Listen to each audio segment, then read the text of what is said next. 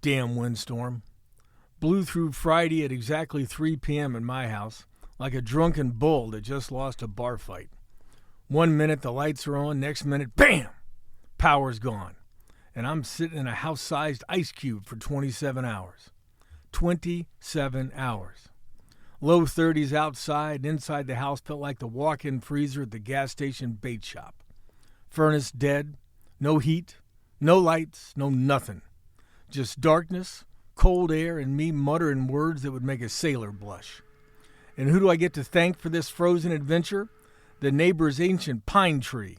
That thing's been leaning for years like a barfly at last call. Half rotted, needles falling off, looking like it was held up by pure stubbornness and 2 wayward squirrels. Well, Friday it finally clocked out. Timber! Right into the power lines. Crash. Sparks. Good night, electricity. All because nobody wanted to spend an afternoon like my neighbor with a chainsaw and a little common sense. So there I am, pacing the house in a coat, boots, and a bad attitude like a pissed-off polar bear in a zoo. The fridge is turning into a science experiment. The coffee maker is useless. No hot water, no TV, no internet, just me and my thoughts alone, and that is a terrible combination. Back in the old days, people had wood stoves, common sense, and a plan. Now everything runs on wires that snap in the first stiff breeze. So we sit around waiting for a truck full of guys in fluorescent jackets to show up when the wind decides to let them. By the way, thank God for all those guys, or I'd still be in the dark. Finally, Saturday at 6 p.m., the power comes back. Lights blink on like they're surprised to see me still alive. The furnace kicks in and roars like it's trying to apologize. Too late. Damage is done. I'd already turned into Jack Frost with an attitude. Next time the wind even thinks about blowing through here, I'm buying a chainsaw, a generator, and maybe a flamethrower for good measure. And if my neighbor still has trees standing, they better hope I don't get to them first. Had enough of this nonsense. Enough! All right, let's start the damn show. Well, greetings and salutations, and welcome once again to the Newsman Weekly Podcast, episode number 89. Folks, I got to warn you in advance. If you hear some buzzing in the background, they're putting in an AED machine right outside the studio. Last week, I turned 65, and apparently the fear is I'll keel over at any moment. Precautionary measures. No jokes here. They really are putting one in. They literally are putting I know in. if I could move the camera, I would. Power tools are out early today. So if you do hear a drilling sound, we're not a dental office. That's the guys from Carousel Property trying to save lives. So we'll not cutting down any trees, though. No. God, no. We don't want to cut down trees. Hey, we have an amazing show for you today. In just a few minutes, we'll be joined by Jeff Ulery and Nate Daniel, who make the Mothership entertainment venue in Mansfield literally sing at 327 Park Avenue West. So stay tuned for that fun conversation. But for now, let me say good morning to Zach Heiser, this show's executive producer, as well as Hayden Gray, back from Columbus in a sprawling state wrestling tournament for another half-hearted attempt to video this mess and get it posted on YouTube. Hayden, I know you were up till God knows when. Thanks for being here this morning. Oh, hey, no problem. I'm a little mushy, so brain mushy it is. Yeah. So, yeah, if I don't fire on all cylinders, that's why. You were up till what? What time? About 3. Yeah, and we usually start taping the show. And you woke up about an hour later, right? I don't know. Actually, we crossed paths. We did. Now, you guys have already heard the hell that was my weekend. Speaking of hell, how the hell are you, and how the hell was your weekend? I know you guys were working this weekend. We'll talk about Hayden's adventures down in Columbus, but Heiser, you were actually out covering sports this weekend. I actually was. So tell us about that. I was a member of the Richland Source sports team. It was great.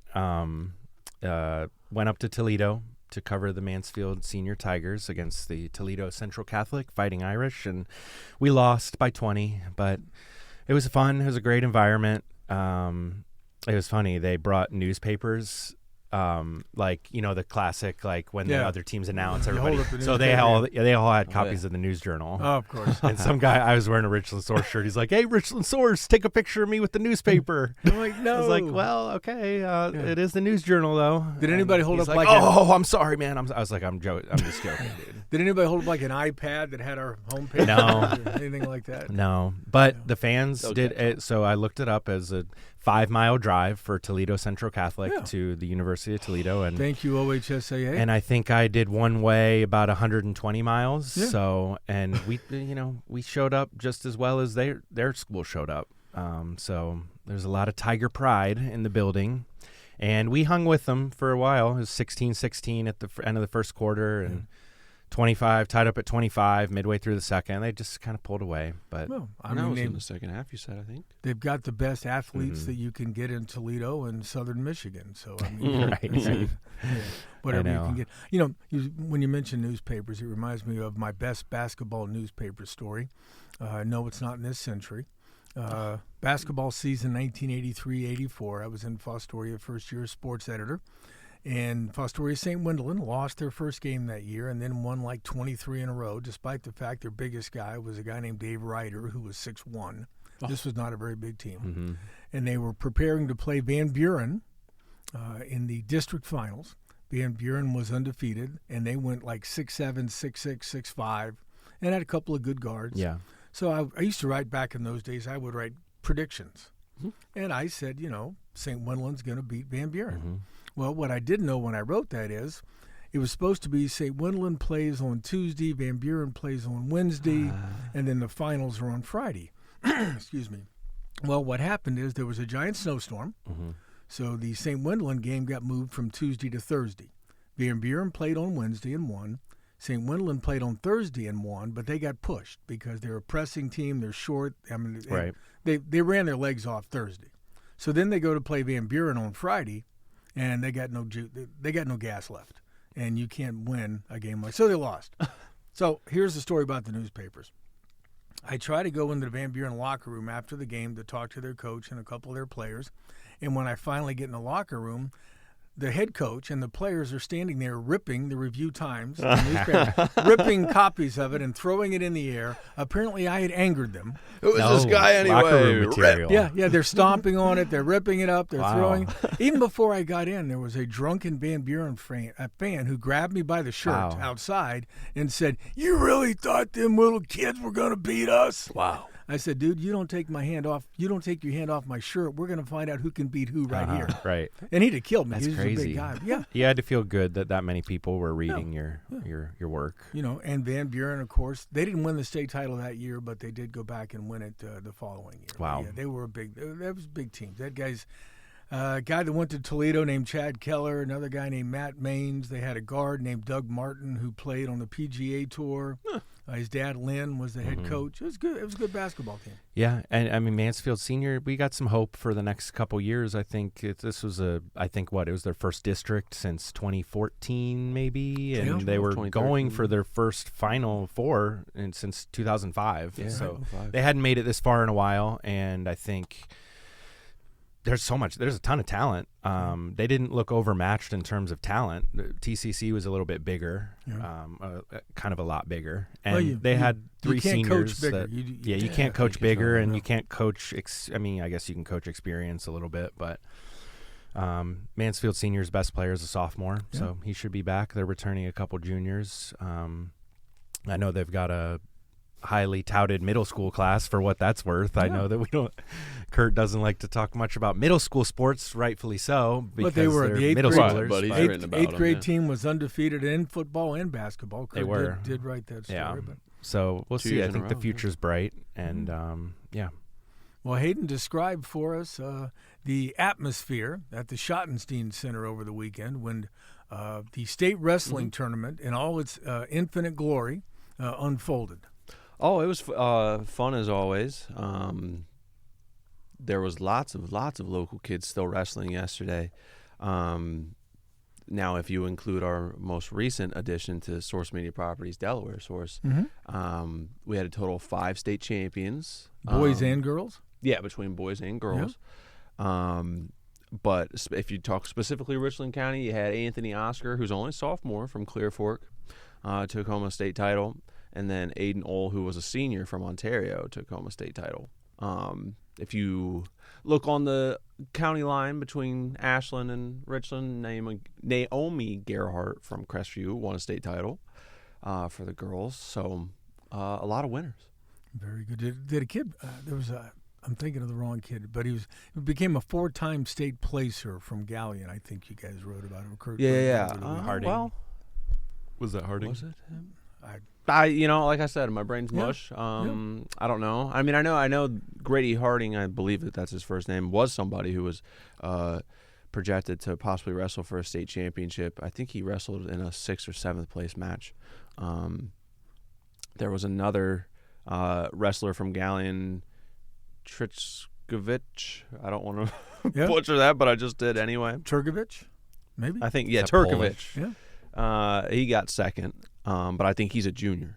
So Well, I would encourage everybody, if you've never been to the state wrestling tournament, it was actually the first state tournament of any kind I covered when I was still a student at the Ohio University. I was working at the Daily goodness. Jeffersonian in Cambridge.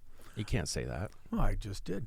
Anyway, the hell with Ohio State. You are wearing an Ohio State Oh, yeah. I know it's always today. ironic. That's because I can't afford an OU shirt. You These have are- like these 3 are shirts cheap. that you cycle through. Yeah, I do. Yeah, Monday, Tuesday. I have a Monday, Tuesday, Wednesday. Hopefully, my wife does laundry by the end of Right. Wednesday, so I can start And again. flip it. You don't have to Thursday, worry about Friday, Friday. Saturday. No, Sunday, yeah. Sundays you go shirtless. Friday Yeah, skins exactly. or shirts. Yeah, shirts and skins day at my house.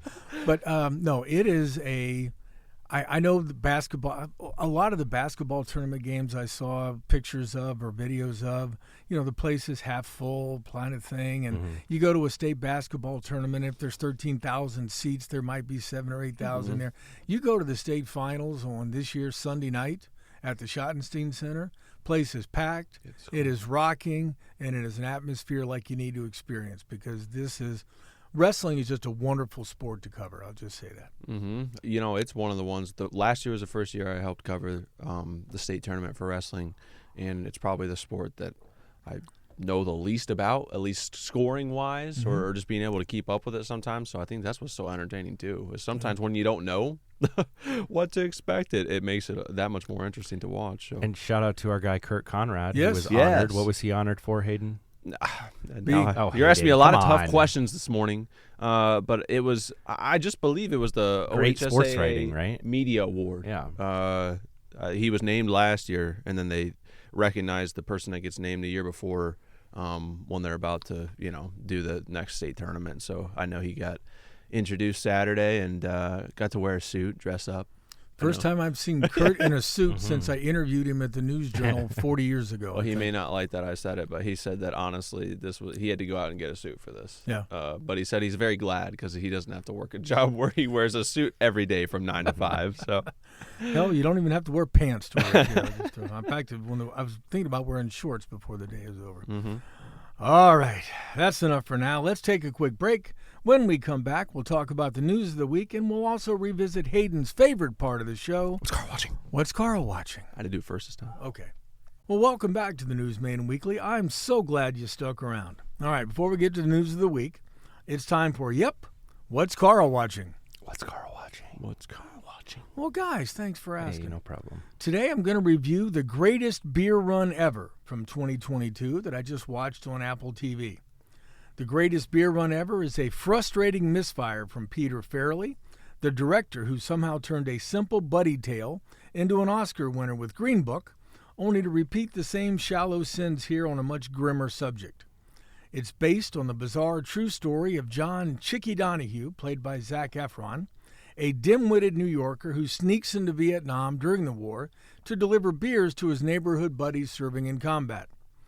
The film aims for a dramedy blend of absurd humor and anti-war awakening. The premise has real potential. It's stronger than fiction stuff, but Farrelly flattens it into a repetitive, tone-deaf slog that regurgitates every Vietnam War cliché without insight or true bite.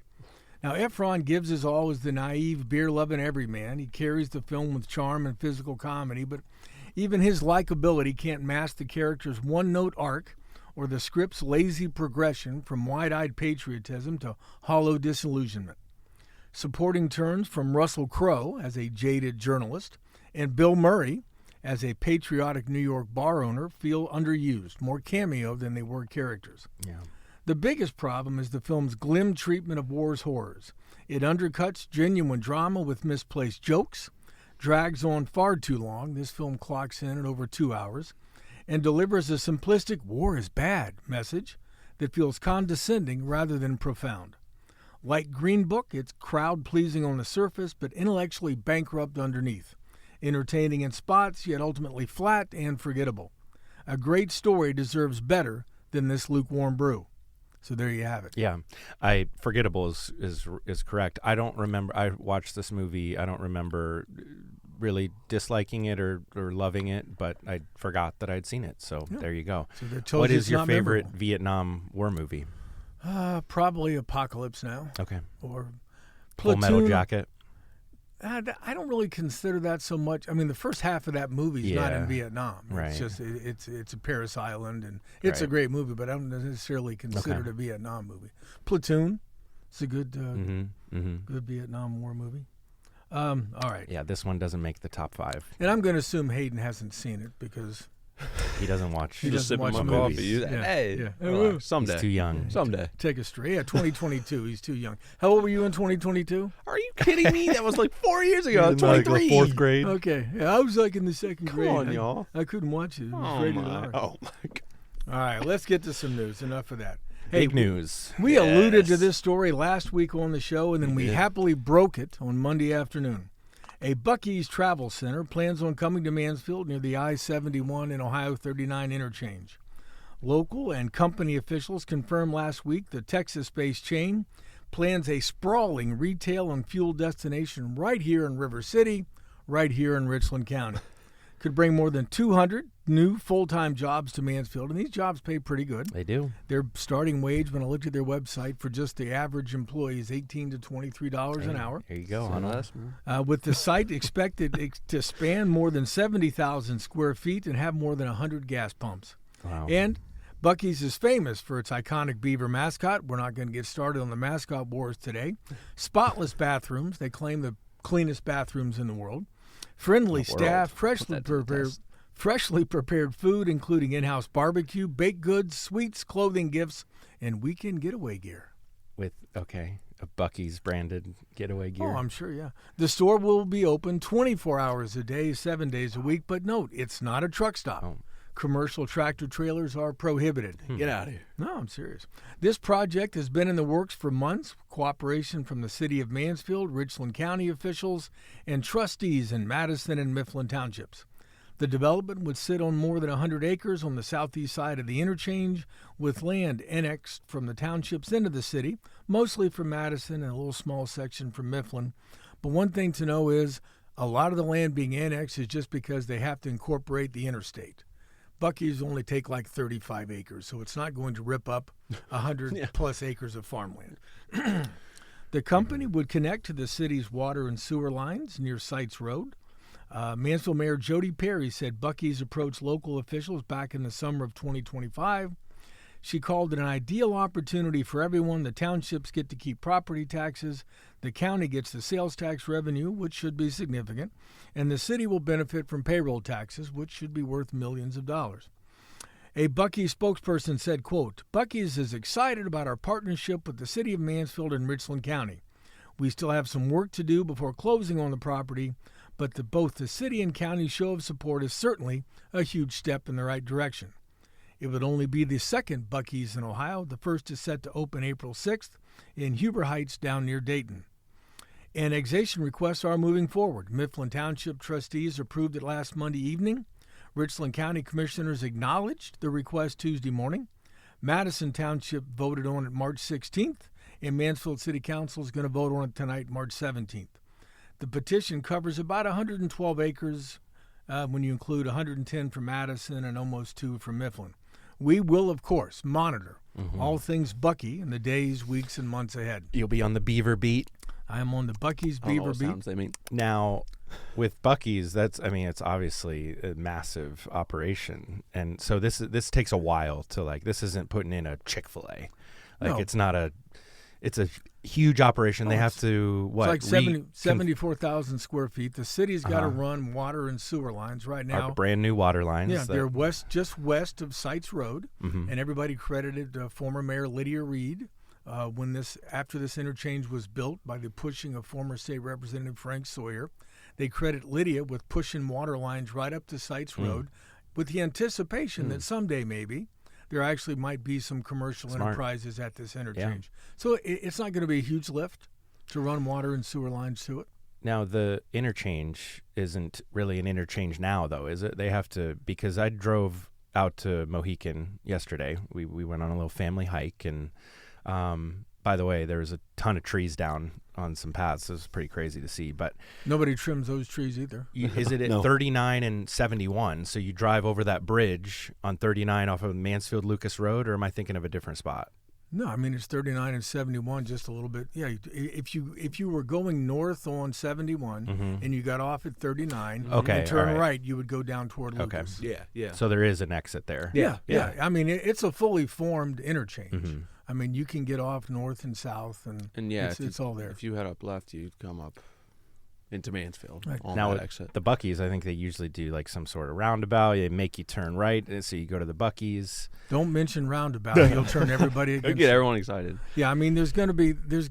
It's just a lot of work to do. Yeah, it's going to take a lot of improvements, but I think construction, if all goes as well as anticipated, construction could begin later this year, maybe, because once the land is annexed, then Buc-ee's buys it.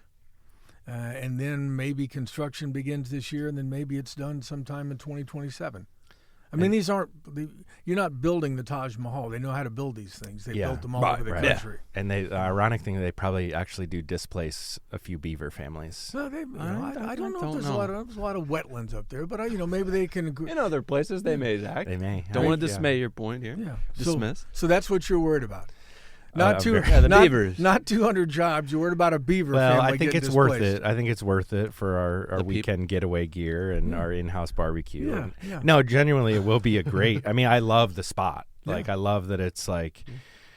I like that we're kind of developing another area, and it seems like whenever there exits that do have a Buc-ee's, it's usually not the only thing there. Right. So I mean, and we're not talking about a gas station. No. This is about the size of a factory when you consider the number of jobs. Yeah. I mean, I was banging my head on the wall last week trying to remember the last time we had a new private business coming to town offering 200 plus jobs. And it might be 250 with that kind of money coming in. And I couldn't think of a. I mean, there's been a lot of expansions. God knows CNG's expanded. But in terms of a brand new business coming to town, it's been a while since we've seen this. All right. Hey, the aforementioned high winds battered north central Ohio on Friday, knocked out power to more than 14,000 households in Richland County as of late Friday afternoon. And yes, that included me. Did you guys lose power at all? No. Oh, come on. Yes, I did. For what, like 30 minutes? 6 hours. 6 hours. Yeah. So, and I was trying to work, so I came down here. That's right, on Friday. And went home to eat some dinner, and then was on the way to come back down here because we were going to bring my son, my wife, and I, because our phones were about to die, and we were about out the door, and it came back on. Well, here's the first world problem. I wanted to watch Formula One qualifying in China, so I had it taped. Don't tape it, but it's on Apple TV. But I had to go to the Mansfield Richland County Public Library to watch it Saturday afternoon. That's what they're there for. Yeah, because and you got Apple TV now, so you got a whole new thing of shows. That, Oh, I was gonna say the studio on Apple TV with Seth Rogen. Watch that one next. Okay. That's you can binge that one in a weekend. I can binge stuff in like great. A day. I want to hear it on what's Carl watching for the future. All right. Anyway, First Energy Ohio Edison reported major outages across the county, affecting around 11,000 customers, about 1 in 4 of their customers in Richland County. AEP Ohio, which loses power when the wind blows more than 5 miles an hour, also saw significant impacts with large areas in it should be southern Richland County, including between Plymouth, Shiloh, West Liberty, Lexington. I didn't realize AEP went that far north in Ohio.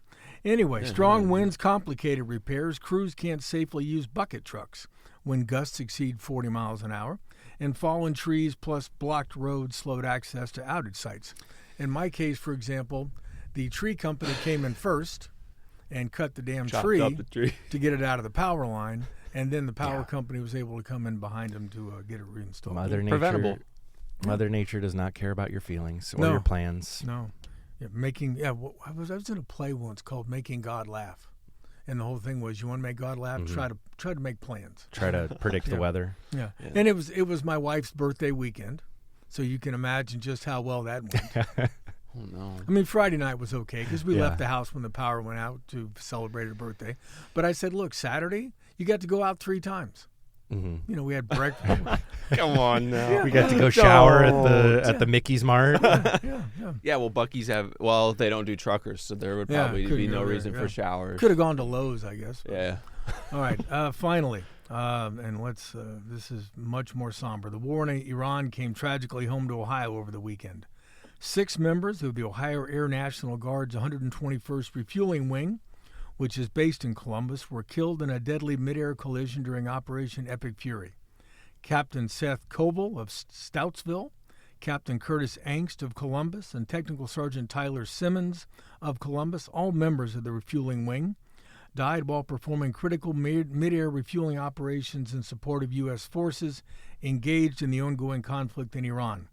Their KC-135 Stratotanker reportedly collided with another aircraft, claiming the lives of these Ohio heroes alongside 3 comrades from Alabama, Major John Clinner, Captain Ariana Savino, and Technical Sergeant Ashley Pruitt.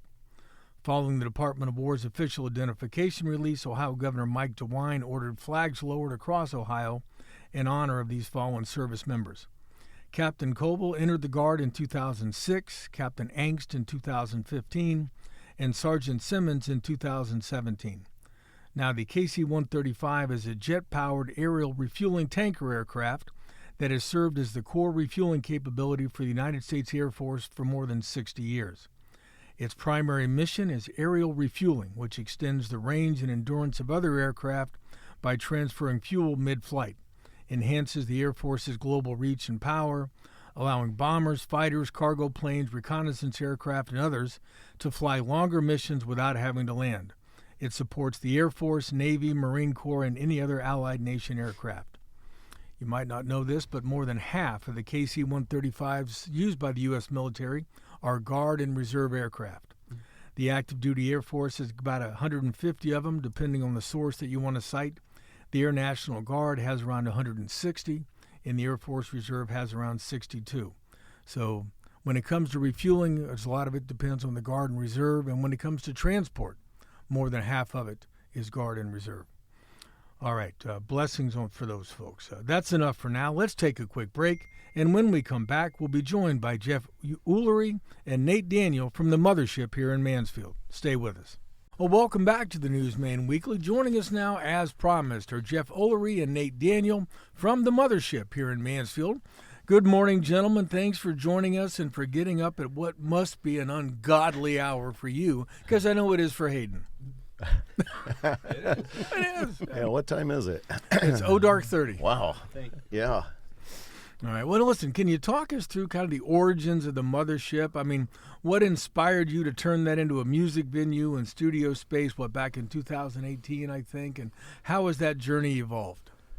Wow, that's quite a introduction. And well, thank you very much. You know, I'm known for my overblown questions, so happy to happy 5 to throw questions in one. Yeah, Thank you for having us here, and thank you for doing what you do at Richland Source. You guys are the best. And thank you very much. Really, I mean, anywhere I go in the country, there's no news like this out there, so it's impressive. Very cool. So, the Mothership, the short story is, came about when the building became available. Driving down the road one day, spotted it. What was it before you guys bought it?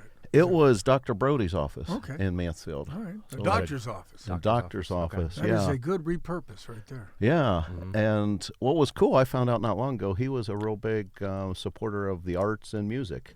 So his daughter stopped by a couple weeks ago out of Cleveland. Nice. And she's like, what's going on here? You wouldn't believe it if you saw it. Right.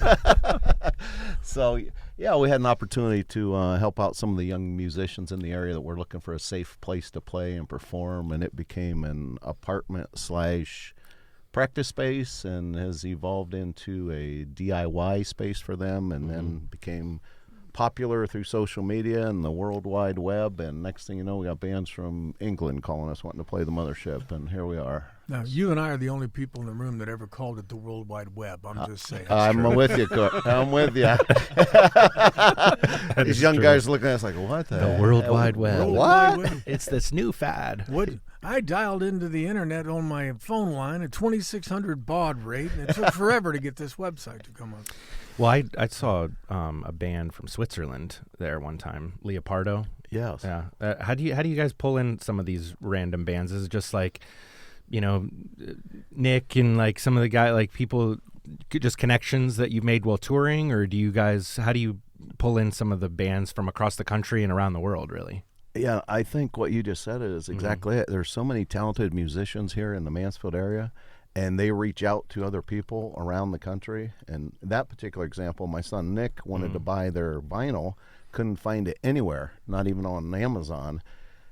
Hit up the band, and they shipped him the album. Yeah. And a year later, they're like, hey, we're coming to the States. You got anywhere we can play? Mansfield, Ohio, baby. Yeah, Mansfield. And it's funny, some of these bands that come in, you look at their tour, and they're like Philly, New York, Atlanta, Detroit, Mansfield. Yeah, it's crazy. And We're right in there. you could share that with the Toxards, Nate. That's quite a story with them. It's pretty cool. Oh, yeah. How Toxards. And they turned down Detroit and Cleveland this year to play Mansfield. Okay. Yeah. Excellent. Tell us about those guys. Yeah, those guys come out of San Bernardino, California, and one of the local artists from around here hooked us up with them, said this would be a great spot for you guys to come play, come check it out. And I wasn't there for the first show, I believe, when they came to town, but I was there for the last two. Yeah, that was 3 years ago. And that was Nick Harris who hooked us up with them. Yeah. Gotcha. Those guys put on a phenomenal show, and like Jeff was saying, when they told their agent, their agent asked them for this world tour. They're going on a world tour. You can go anywhere in the world, guys. Where are you picking? Where are you going back to? They said, well, we're going back to Mansfield, Ohio. Guy looked at him like he was crazy. Like, where is that? Okay, I said anywhere. We can go to Tokyo. We can go to Canada. Where are you going? Right. He said, we're going back to Mansfield. We remember those guys. They treat us right, and we love them, and we're going back. So I mean, is the draw partly, and the reason I ask is because I used to go, again, this is before Hayden was born, back in the 80s, there was a bar in the town of McCutcheonville, Ohio, which is in Seneca County, and they had a bar called the McCutcheonville Inn. And probably 400 or 500 people in this could fit in this bar. And what they would do during winter, especially on Sundays, they would get country acts, fairly big-name country acts, who were going from, say, Detroit on Saturday night, and they're going to be playing in Columbus on Monday. So they got nothing to do on a Sunday, so they'd stop and play at the McCutcheonville Inn, 2 shows, Right. at 2 and 7. But, I mean, they had I saw Boxcar Willie at the McCutcheonville Inn. Cool. I saw Sawyer Brown played at the McCutcheonville Inn. And it was just like it was on the way. It was a great spot in between. Is that something you guys see, or is it just more of a place where people definitely want to come? It's a little bit of both. I mean, obviously, Mansfield is central to a lot of things. I think that's what started the industry here in the first place, is its central location, and really for musicians, you really never know who's on the road. I mean, just being at the crossroads between 71 and 30, Right. You have no idea who's coming through on a Prevost bus, rolling through town from Detroit to D.C. or New York to Chicago or Nashville to Canada. We're at a crossroads for a lot of artists coming through town. So that, like you said, that's definitely one reason. But the other reason, I think we just care about people. Mm-hmm. And that's kind of baked into the recipe. We show them love, and they remember that. And they come back and put on really great performances for us, Now, how big is the venue? I mean, how many folks can come and see a show there? It's about as big as this room. Yeah. here. It does feel like it sometimes. But you know what? Those are some of the best places to see a show. That's true. I would much prefer. I much preferred the McCutcheonville Inn over Savage Hall in Toledo. I would much rather have seen Kiss play there than at Savage Hall. I mean, just for the intimacy of it.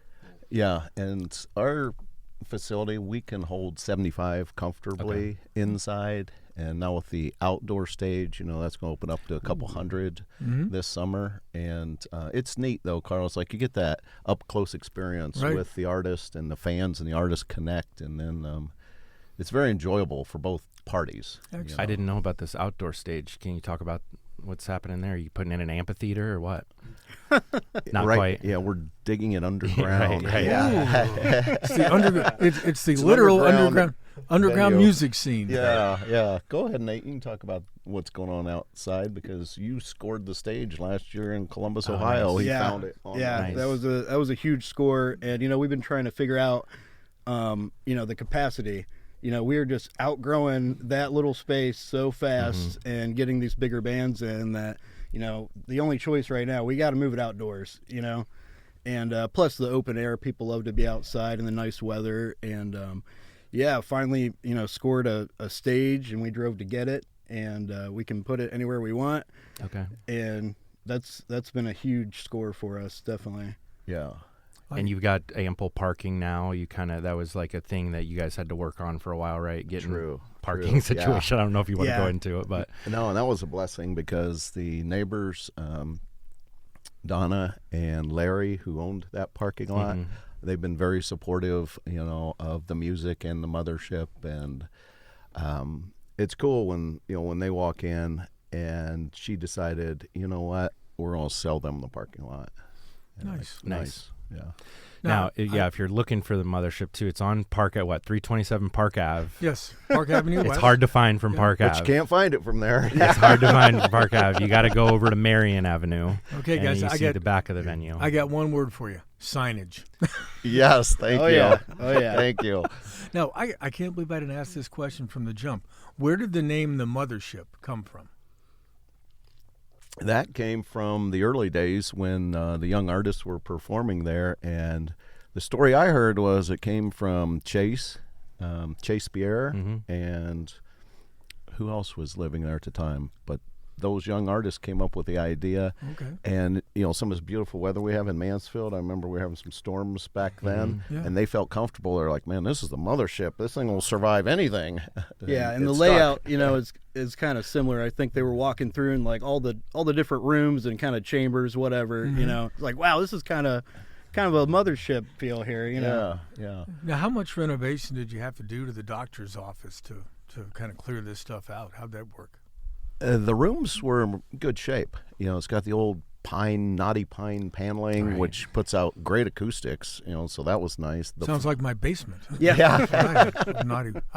I moved in 25 years ago, and I'm not taking it out. So there you go. Yeah, it's great for music, and so the rooms were in good shape. We had to replace the lighting, the carpeting, those things. The major renovation was in the main. What used to be the lobby, the waiting area. We had to tear out a lot of stuff to rebuild it, and then. Again, one of our good friends and artists out of the Cleveland area said, "Hey, I got a line on some wood." He does wood flooring. So we ended up with some, what's that called, black?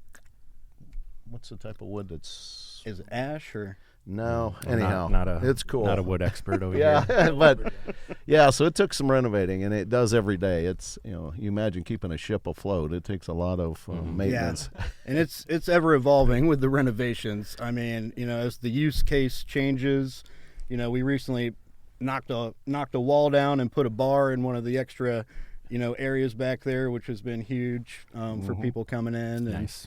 Yeah, it's ever evolving for sure. Now, in addition to music, I know I did a preview for a comic last summer named Chris Hopkins, who played at the Mothership or performed at the Mothership. Talk about you're bringing in comics and other variety acts beyond just music. How important is that to your future? Boy, that's a good question, Wow. and that's a tough question to answer because being in the music business, we may just stick to the music business. People love comedy, yet we find when you give somebody a microphone, anything can come out of their mouth. And we've had some weird things come out of people's mouth that don't always go over well. Yeah. So we'll see how that goes in the future, but we're good at music, and we'll probably stick mostly to that. Yeah. But additional things, we do like media swap and swap meets, and try to do some different type of events there as well. And the open mic nights. The open mic nights. popular. We start a regular songwriters night every month with Don and Tim. They do a great job. Opportunity for folks to come out, that are working on original music and play in front of a little bit of a crowd.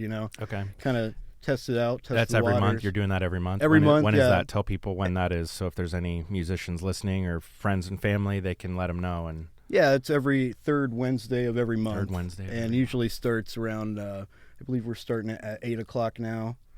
Yeah, 7 o'clock or 8 p.m. I assume. Yeah, p.m. For sure. Yeah.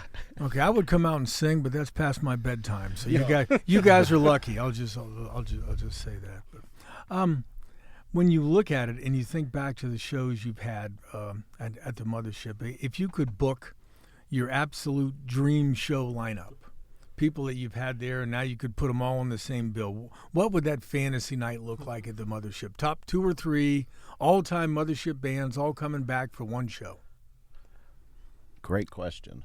Man, I'm doing good today, guys. From a national touring standpoint, Or local, it doesn't matter to me. I would say on a national scale, Hippies and Cowboys, Toxards, Leopardo. Nice. On a local scale, I would say Luke Watson, Jody Odom, some of the hip hop bands, and some of these older guys, older than us, Carl, that used to rock out Mansfield. Wait, guys older than us are living in nursing homes. But oh my gosh, the history of some of the talented musicians here in Mansfield. It's true. Some of those guys are starting to come out and check out our venue, and we just got to get a guitar in their hands. So it'd be fun to have a blend of both the national and the local. And be cool to do like some younger bands and some older guys too. Like, yeah, I haven't really been to a show that, like, local show that combines both of those, but yeah, it's cool. There's so much opportunity locally. I mean, Luke, Jody, and you guys started the hip hop nights. A couple years ago? Like, you weren't always doing hip hop stuff, but right. How's that been going? It's been getting a pretty good reception. I think I went to one of the hip hop shows there before, but good crowds for that. That's been going great. We had a couple of their promoters reach out to us. Want to do something cool, and yeah, it's been working out great. We've had a great reception for it, and we're going to continue to do it. Yeah. Now, do you do primarily cover bands, or is it strictly original music the guys are coming in to do? Yeah, I'd say 99% original music, and that's the big selling point. Basically anywhere you go, it's going to be cover music, and top 40 stuff, or classic hits, and we really try to make that case for original music, a spot for these bands to come in and play their material. For sure. Yeah. Now, what are some of your favorite things about the Mansfield music scene right now? And then on the other side of that, what frustrates you or feels like bigger hurdles that the local music scene is still having to overcome? I know what we do, and we work to do it as best we can. And beyond that, you probably have to ask somebody younger about the Mansfield music scene. But there's so much talent around here. I mean, it's phenomenal. And, I see things popping up around town, like, the tea company down here does some neat things. Braxton Daniels, yeah. Yeah. So there's a lot of great things going on around Mansfield. And this past Saturday, they had like a orchestra at the Wren. And it's kind of cute. Some of these young people who performed, high school members, came out to the Mothership Saturday night after they got off stage. And nice. Checked out the show here. So there's a lot of good things going on in Mansfield, and I think we can just keep growing that and offering that up. Now, with the kind of the 2026 season underway, kicking off, especially as the weather gets better, what bands, shows, performers are you most excited about this year, at least that you know of so far? Yeah, so we just had our first concert of the year. Last Saturday was, a huge hit. Those are some of my favorite bands that already came through. Electric Bug and Dreadful Yawns, Magnavoxes, and that was a packed house. That was a great way to start off the year. But we got plenty of cool stuff coming up. We got Bird's Cage coming in April. Right. That's another local band. Bringing in some other acts with them. We are doing some more tribute bands also this year to kind of mix it up and pairing those with original bands. So, you have the tribute bands with original music, because not everybody, when I first started coming to shows out here, I wasn't as open to brand new music. I like what I like, but my ears have definitely opened being involved with the Mothership for sure. So pairing the original bands with music you already know, I think is a great thing. So we got the Doors tribute band coming in, Strange Souls. The Doors. Now you're talking about my era. There we go, Carl. I did not get to see the Doors perform before Jim Morrison allegedly died. I've seen no evidence that he's actually died, but supposedly in a bathtub in France. But nobody ever confirmed that. He's going to pop up at the Mothership one of these But days. I did see once on the Jersey Shore a Doors cover band. Jersey Shore. Yeah. I was in college and I was dating a girl from New Jersey, so we went to not the show. You weren't. No, watching the reality TV show. It was in a big bar in Jersey, and I don't know. They didn't come on till like 2 a.m, and they played till like 4 a.m. I was younger then. You used to stay up then? Yeah, I used to stay up really late, but yeah, I love the Doors music. Sorry, I didn't mean to cut you off, but God bless Jim Morrison and the Doors. So yeah, you got a few March and April dates. You can find stuff at the Mothership website. How much do you have booked out over the summer, or is it just kind of like you take it month to month and? We got most of the year planned out. Do you? At this point, with a couple breaks in there during the summer for us to, shift our stuff around and get the stage set up for the bigger acts to come in. Yeah.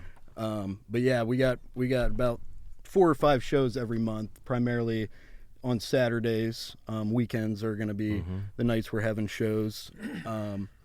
So April, May, June, July, all the way into the fall, we pretty well got planned. Nice.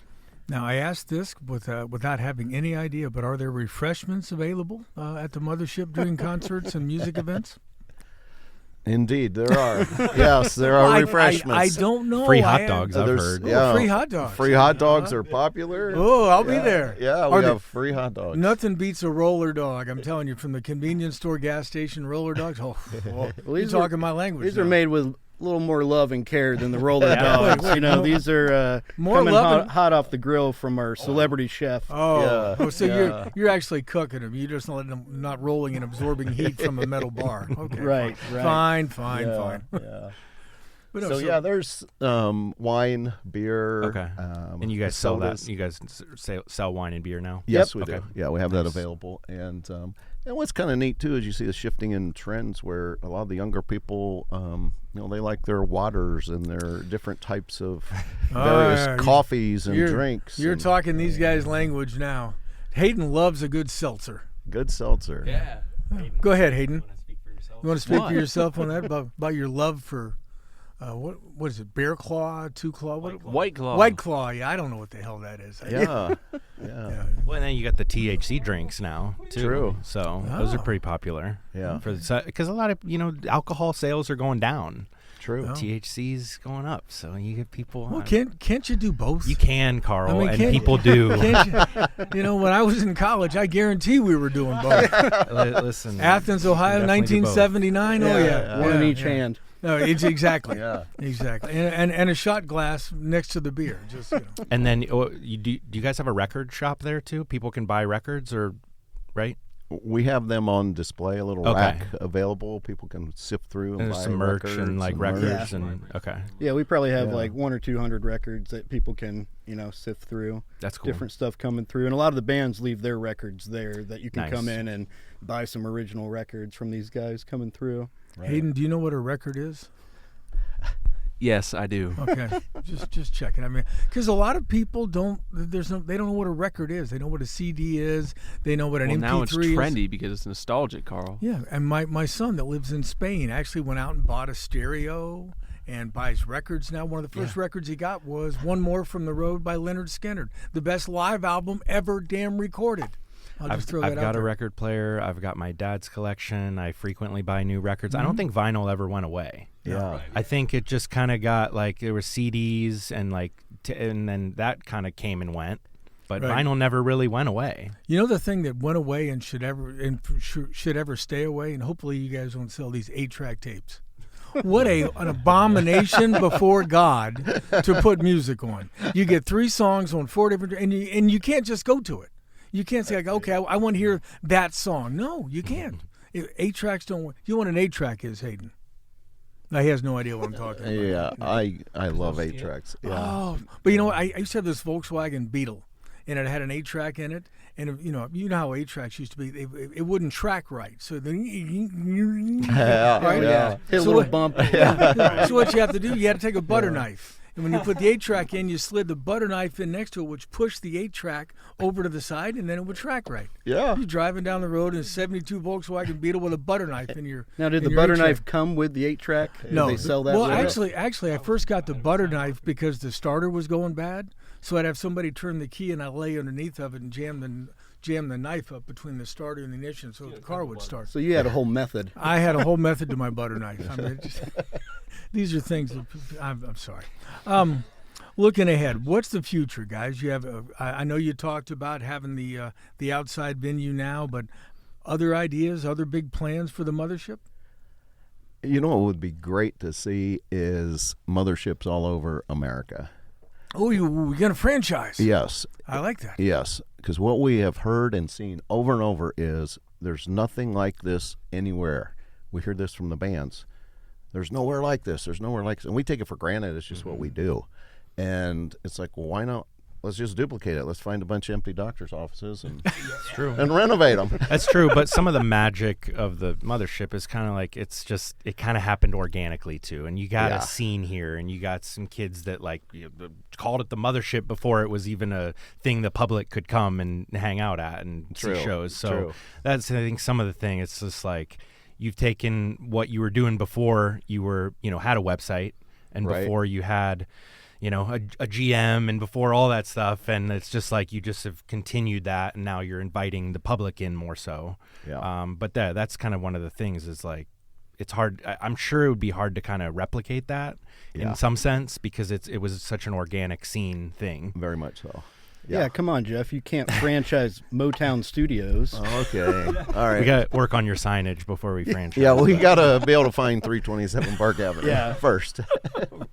But I can see we're looking at larger venues possibly in the area. More space. Oh, okay. We can get bigger bands, fit more fans. Yeah. We are just outgrowing that space. That makes sense. And there's an empty building, Westinghouse, across from what used to be the Westinghouse A building. I mean, that building. Yeah, we're open to suggestions. We're open to talking to people that want to get involved. We're always looking for sponsors.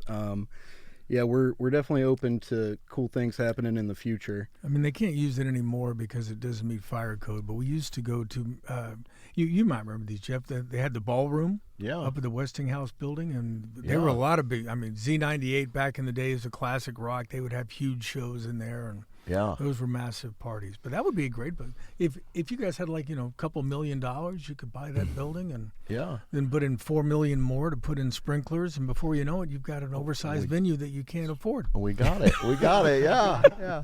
There are some good buildings downtown, though. The Blueprint building is one that's we kind of. I don't know if you guys have been down looking at stuff, but I mean, downtown's. I guess, I don't know, now would be the time to get in on something downtown. It's going to be hopping when we Yeah. get those 95 new apartments in the next couple And it's not of like years. you guys are far from downtown. You're part of the... But I got to ask, where did you guys develop your interest in music? Nate? Take your time. Yeah, so, back to what Zach was saying, my dad's record collection I inherited, and thank goodness for that medium, records. They don't degrade like CDs. I got to experience all the music that my parents did, and I just built off of that. And I got to ask, what was the music that your parents listened to? Oh, old country or rock and roll, soul music. I knew your parents in a previous life, I think. Anything good. I like anything good, and I have them to thank for that. But taking those records and, listening to local radio stations like the Fox, I taught myself guitar, basically. Okay. Just off of that. Never had any lessons, and, just start playing around with bands, like your son, starting up bands. And, it's just, that's my life, my lifeblood, the music, definitely. What about you, Jeff? Well, and to dovetail onto that, I think that's the beauty of the Mothership too, is music brings us together as a community, as a group, as, away from the distraction and a place that's enjoyable.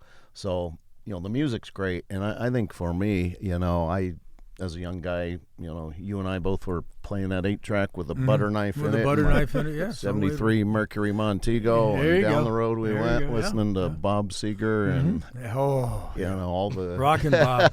Hey, I saw him once at Cobo Hall in Detroit, 4.5-hour show. Whoa. I mean, he didn't take a break. I mean, Springsteen, I think, takes a break. Bob didn't take a break. He never left the stage. Yeah. I'm like, I got to go to the bathroom, Bob. Can you take a break? You know?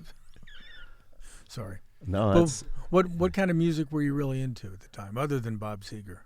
well. I remember as a young boy out in the driveway washing my dad's car, and I turned on the radio in the garage, and it was on AM, and it was turned to a station called CKLW out at Detroit. And they played Motown, they played Bob Seger, Rod Stewart, and my ears just freaked out. Like, what am I listening to? Yeah. So my parents never really listened to music in the house, and I heard that, and it's like, wow, there's some good stuff out there.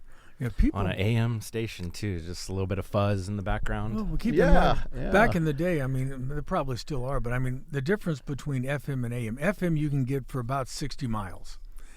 AM, Right. 50,000 watts on a clear night. When I was a kid living in Georgia, I used to listen to Cardinal games out of KMOX in St. Louis. Yeah. But in southeast Georgia, I could get it on my transistor radio. So it's I mean, based off distance. That was the big difference. Yeah. I said so. It was just more based off distance. That was the difference. Right, FM is frequency modulation, AM is amplitude modulation. We'll talk about that later. Yeah. And you could always pick up further stations Exactly. at nighttime because Exactly. it traveled further. Yep. Yeah. It was bouncing off like the darkness instead of the light. That's what I knew. Mm-hmm. I mean, the only trouble with AM is if you were driving and you had telephone lines. You'd hear like this, you know, this wonderful rendition of a song, and then you get, and you, turn that down. Lovely sound. Part of the experience. It really was. I mean, if you were listening to AM music, that just went with the territory. But all right, guys, tell us, what is your website? We'll put a link into the show notes as well, and we'll put in some other stuff. But if somebody wants to know more about the Mothership, where do they go on the internet? Yeah, so that's at www, the World Wide Web, The World Wide Web. Yeah, baby. at mothership.love. .love. .love. Ah, all we need is love. That's right. Who sang that? That's the Beatles. Of course. Ah, thank you very much. Yeah. Hayden Little had trivia. Hayden had no idea. He just I said saw that. there's a new Paul McCartney documentary out on. I saw it on Amazon Prime, I think. Man on the Run. Oh, I haven't So, seen that. might Oh, a be- band on. So that has to do with Linda. Man on the Run. I'm not watching that if it involves Linda. I don't know. I I was know. never a fan of I haven't watched it yet. Yoko Ono or Linda McCartney because I think together they broke up one of the best bands in history. Yeah. Well, yeah, another- I said that's it out another- loud. that's I another said it show. out loud, Oh yeah, okay? I'm with you. I Yeah. love the Beatles. Yeah. I mean, All right, guys. Anything else so we can talk about? Mothership.love. You can We find do them have on a new Facebook. text service. A that, text service. Please continue. We think that's going to be the best way to find out about shows coming up is free service. You can text this number to join it. That's 833-821-9818, and you just text the word join. Okay. And then you will get updates about Paul McCartney coming to town. Ooh. And, Yes. you know, That'd be whoever good. else is on the highways passing through. I like that. Well, we'll put that phone We number. will. We'll put that phone number in as well. Mm-hmm. We are a texting society. I mean, one of these days, you won't even have to text. You'll put your finger to your temple, you'll think, and it'll pop into your head. Oh God. It won't pop into mine because nothing stays there more than a second. But anyway. All right, folks, we are going to wrap up today's show on that note. Many thanks to Jeff and Nate for joining us today. Best of luck to you guys and the Mothership.